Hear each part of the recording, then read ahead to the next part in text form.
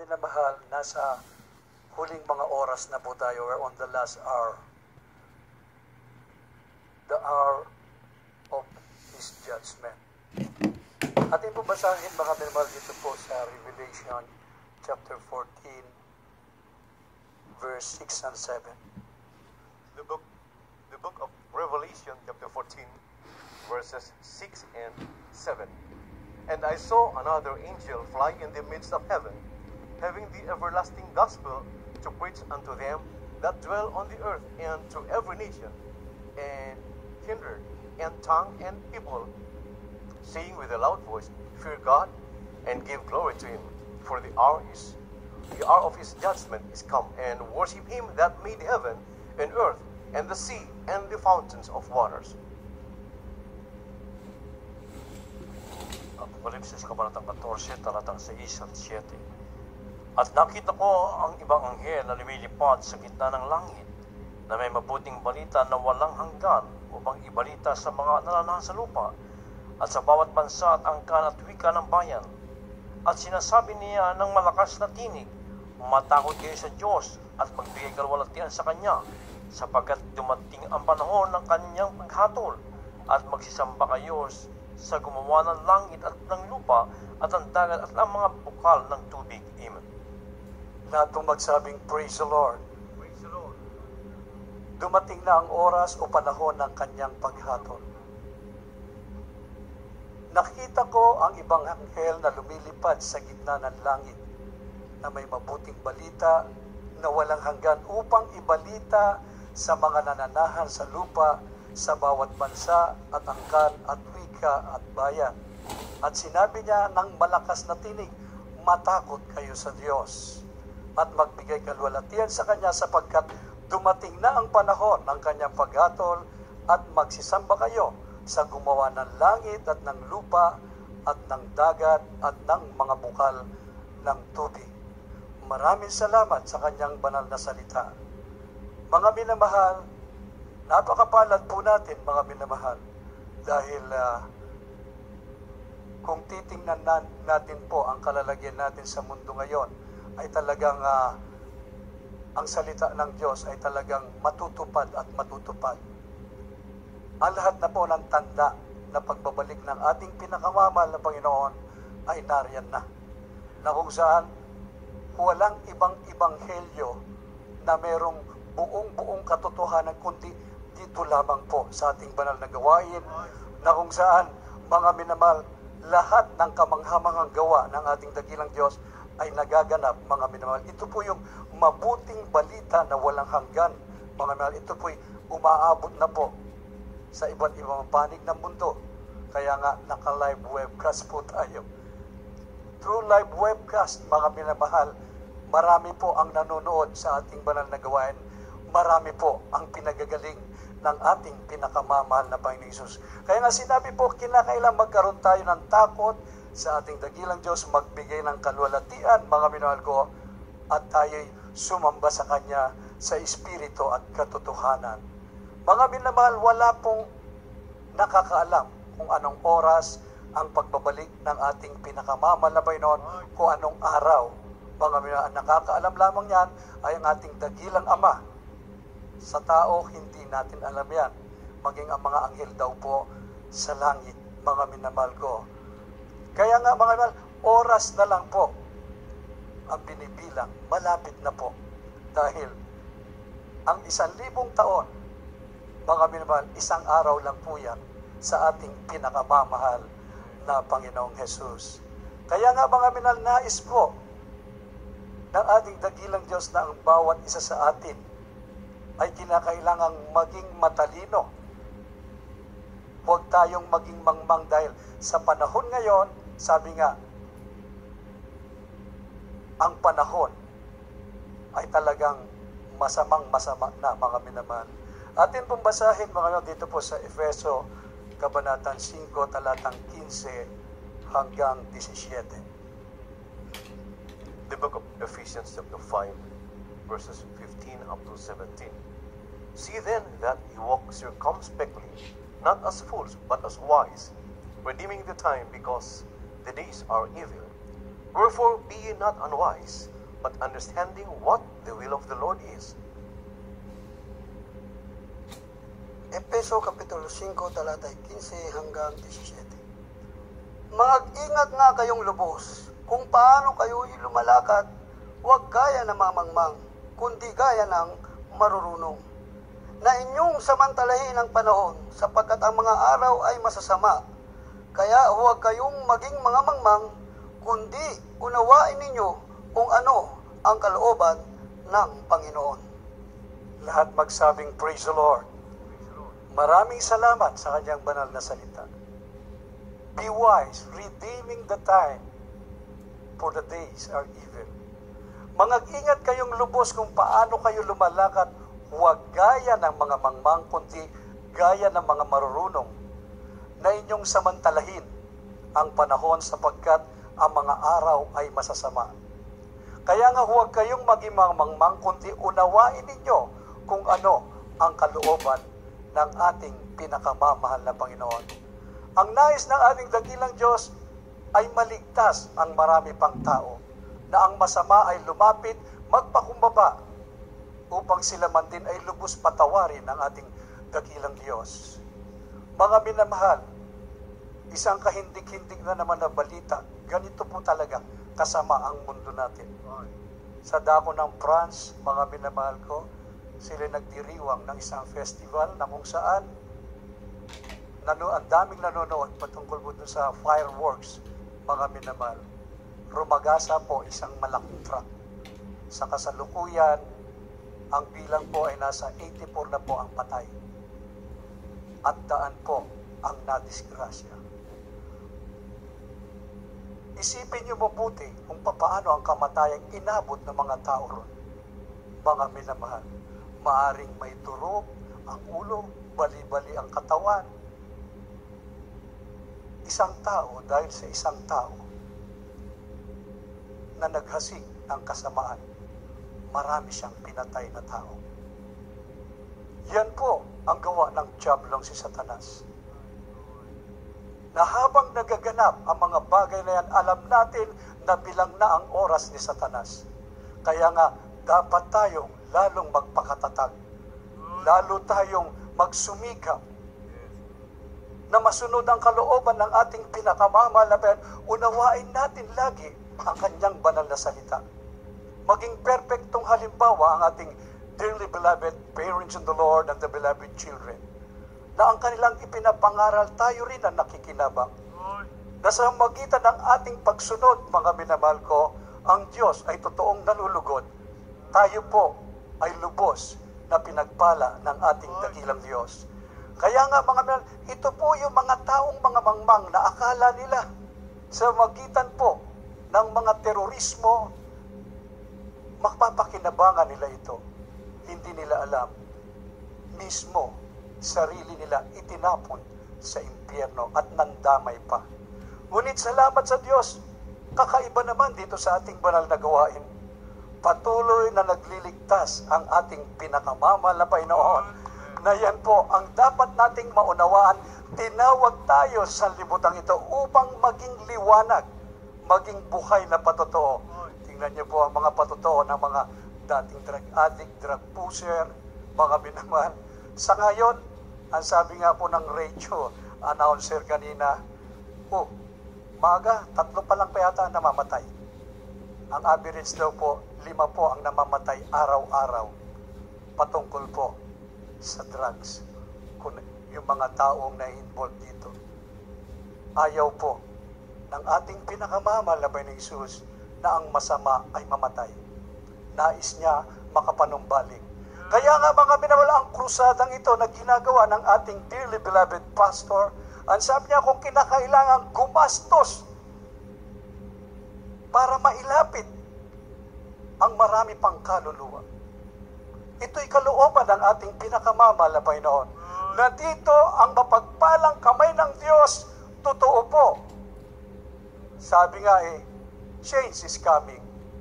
Naganap na po sa amin yan. Mula nung makilala natin ang ating dakilang Diyos, binago na tayong lubos ng ating pinakamamahal na Panginoon. Kaya marapat lang, dito na kayo sa ating banal na gawain. dito pagpapalain kayo, malaki ang pagbabago. From saints, from sinners, you will be converted to be a saint of God. To be a saint of God. Kaya nga mga minamahal, sinasabi po ng banal na kasulatan, perilous time. Masama na ang panahon. Isa po sa mga palatandaan, nandyan po ang nabibintong gyera, earthquake, kaliwat kanan. Mapalad po tayo sa bansang Pilipinas dahil dito sa ating bansa po, bagamat may mga nagaganap, ngunit hindi po subdulan. Sa ibang bansa, tornado, flash floods, earthquake, yung tinatawag na mga terrorist attack, mga minamahal, ay talagang daan-daan po ang namamatay. Ngunit dito sa atin, mga minamahal, talaga pong nandun po ang panalangin ng propeta ng Diyos. Hindi lang dito, maging ang lahat ng ating minamahal na mga kapatiran ay inaabot ng panalangin ng ating minamahal at kagalang-galang na pastor, Evangelist Wildy Estrada Almeda. Atin pong basahin dito po sa Mateo, ay dito po sa Ikalawang Tesalonica, Kabanatang 1, Talatang 8 at 9, at magkasunod na rin basahin Lucas, Kabanatang 21, Talatang 8. The second book of the Thessalonians, chapter 1, verses 8 and 9.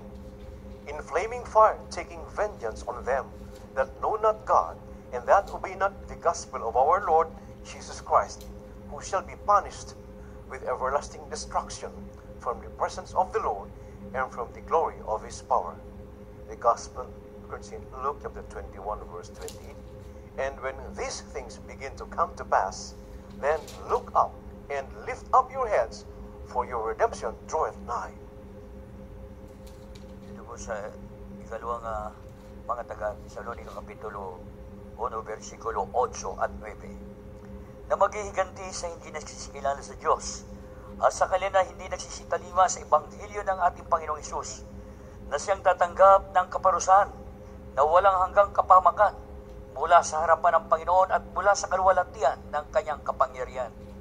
Dito po sa Lucas 21:28, na dapat kung magpasimulang mangyari ang mga bagay nito, ay magsitingin kayo sa itaas ninyo ang inyong mga ulo, sapagkat malapit na ang pagkatubos ninyo.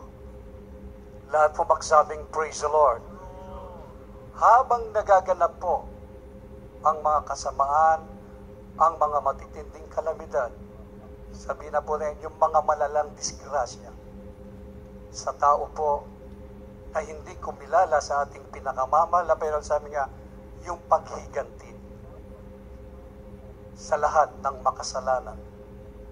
Sabi po, maghihiganti sa hindi nagsisikilala sa Diyos at sa kanila na hindi nagsisitalima sa Ebanghelyo ng ating pinakamamahal na Panginoong Hesus, at siya'y tatanggap ng kaparusahan, walang hanggang kapahamakan mula sa harapan ng Panginoon at mula sa kaluwalhatian ng kanyang kapangyarihan. Ito po ay para lamang po doon sa hindi tatalima sa Ebanghelyo ng kaligtasan. Doon sa ayaw kumilala sa Diyos ng mga Diyos, Hari ng mga hari, ang ating pinakamamahal na Panginoong Hesus. Ngunit sa lahat ng napatuloy na naglilingkod sa ating dakilang Diyos, tapat na alipin, tapat na lingkod ng Diyos, tapat na anak ng Diyos, sinasabi po ng banal na kasulatan, kung magpasimulang mangyari ang mga kahintik-hintik na bagay, ang sabi po rito, magsitingin kayo at itaas ninyo ang iyong mga ulo sapagkat malapit na ang pagkatubos ninyo. Lahat magsabing, praise the Lord. Sa mga taong hindi naglilingkod sa ating dakilang Diyos, kapighatian, kalungkutan, ngunit tayo po na naglilingkod sa ating pinakamamahal na Panginoon, mga minamahal, magtaka yung mga iba. Bakit ganon sa Jesus Miracle Crusade? dumating na nga ang ganitong sitwasyon, nagpupuri pa rin sila sa ating pinakamamahal na Panginoon. Mga minamahalan, sabi po, malapit na ang pagkatubos ninyo. Lahat magsabing, praise the Lord. Pag sinabing tubos, ito po'y binayaran ng halaga. Ang buhay ng ating pinakamamahal na Panginoon, ang kanyang banal na dugo. Yan po ang pinagtubos sa ating mga kasalanan. At isang araw, iiwanan po natin ang mundong ito na punong-puno ng kasalanan. Doon tayo sa piling ng ating pinakamamahal na Panginoong Hesus. At magsabing, praise the Lord. Kung nag-iisip ka pa ng bagay patungkol sa makamundong bagay, huwag na po. Marapat lang, ang sabi nga po, ang dapat nating gawin, watch therefore, be ready, and you shall do the commandments of our Lord Jesus Christ. Matthew chapter 24, verse 42, 44, and 46. Natin po basahin. The book of Matthew chapter 24, verses 42, 44, and 46.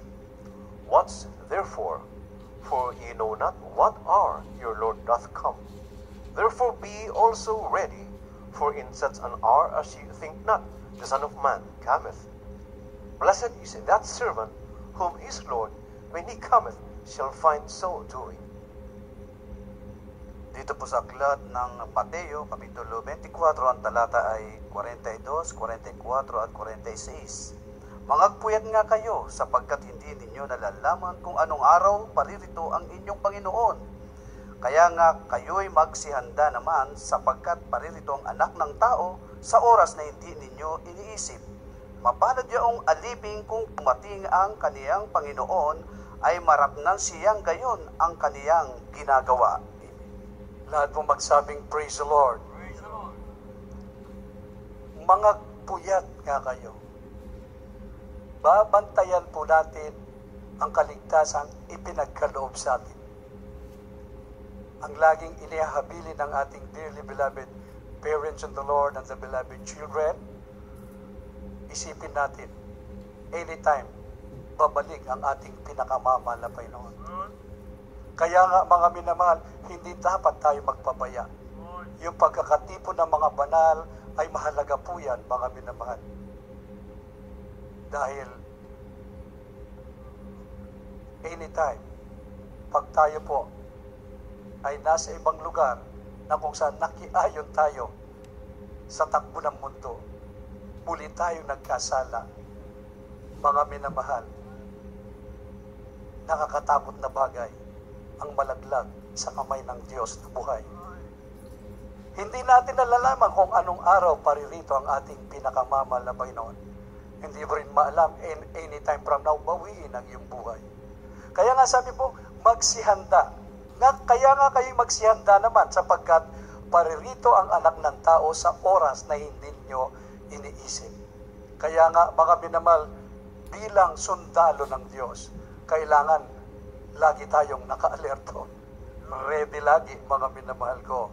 Kaya nga sinasabi po, mapalad yaong alipin kung dumating ang kanyang Panginoon, ay maratnang siyang gayon ang kanyang ginagawa. Lahat magsabing, praise the Lord. Ang nais ng Diyos, nung makilala natin ang ating pinakamamahal na Panginoon, na first love po tayo sa Kanya, lahat ng palatuntunan, lahat ng kautusan ng ating pinakamamahal na Panginoon, lahat ng pinapangaral ng propeta ng Diyos, totoo pong sinunod natin. Ngunit habang tumatagal, aalisin po natin ang panlalamig. Huwag po tayong magsawa sa salita ng Diyos. Namnamin natin, mga minamahal ko, na habang tumatagal, sabi nga ng ating minamahal at ginagalang na pastor, the longer I serve Him, the sweeter it grows. Kaya nga mga minamahal, hindi sinusukat matagal na ako sa banal na iglesia. Alam ko na ang lahat na yan. Mga minamahal, yung mga nagbabanggit, ang tagal naman yan. lagi na lang ipinapangaral na malapit na ang pagbabalik ng ating pinakamamahal na Panginoon. Mga nagsawa, wala na po sila sa banal na iglesia, mga minamahal ko. Kaya beware, nakakatakot, mga minamahal ko. Ngunit tatawagin kang mapalad. Sabi nga po, mapalad ang sinumang naghahanda at maratnan na gumagawa, sumusunod sa kalooban ng ating pinakamamahal na Panginoong Hesus. Kaya nga mga minamahal, hindi katakataka na talagang sa panahon ngayon ay talagang sabihin na po natin matindi ang kasamaang nagaganap. Ngunit ang pagpapala sa ating banal na iglesia ay grabe naman. Daan-daan ang mga naligtas sa makita ng banal na krusada at patuloy pa. Lalo na po ngayon, naghahanda tayo sa ating ika-16 na Talipaw Sulu Peace Mission Anniversary and Revival Crusade. Pinagpala tayo, ipinahintulot ng Diyos na 2 araw na krusada na kung saan ito'y inihahanda, mga preparasyon. Kaya ito po yung panahon na tayo'y gagawa sa banal na ubasan ng ating pinakamamahal na Panginoon. Pag nanawagan ng volunteers, nandyan po tayo. Pangangailangan pinansyal, nariyan po tayo, mga minamahal ko.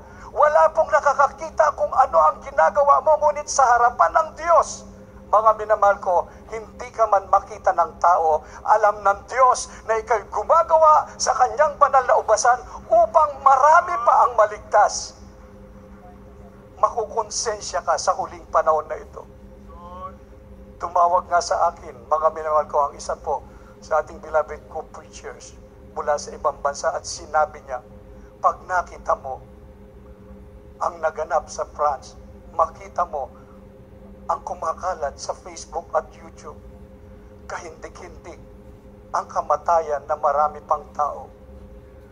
Ito yung panahon na kung saan hinahayaan ng Diyos doon sa ayaw maniwala sa Ebanghelyo ang mga bagay na yan. Ngunit dito, mga minamahal ko, masaganang pagpapala. Hindi natin pwedeng ipagpalit dahil ang naranasan natin, mga minamahal ko, hanggang kasalukuyan ay talaga pong masasabi nating iiyak ka sa kagalakan, iiyak ka ng pagpapasalamat sa ating pinakamamahal na Panginoon. Sabi nga po, nagbabanta ang giyera. Mga minamahal, are you ready? Ang sabi ng ating dearly beloved pastor, kahit sinong bansa pa dyan, lalo na yung hindi mga naniniwala sa ating pinakamamahal na Panginoon, hindi namin sila uurungan. Kahit isang dangkal, mga minamahal, dahil alam ng ating minamahal at ikinagalang na pastor, kahit pagsamasamahin mo ang mapabuksang armas sa mundong ito, mas malakas ang armas na dala-dala natin, ang Ebanghelyo ng kaligtasan, na kung saan dito bumubuhay ang ating pinakamamahal na Panginoon. Pinagpapala tayo ng ating dakilang Diyos. Kaya nga, mga minamahal, we are waiting for the blessed hope, the coming of our Lord Jesus Christ. Kung nag-iisip ka pa ng mga bagay upang ikaw ay yumaman, upang ikaw ay maging tanyag, useless na po yan. Kahit na sabihin mong, meron akong building na pinakamataas na building, meron akong kayamanan na talagang ang account ko sa bangko ay talagang malaki na. Baliwala po ang lahat na bagay na yan. Ngunit may panahon pa po. May panahon pa.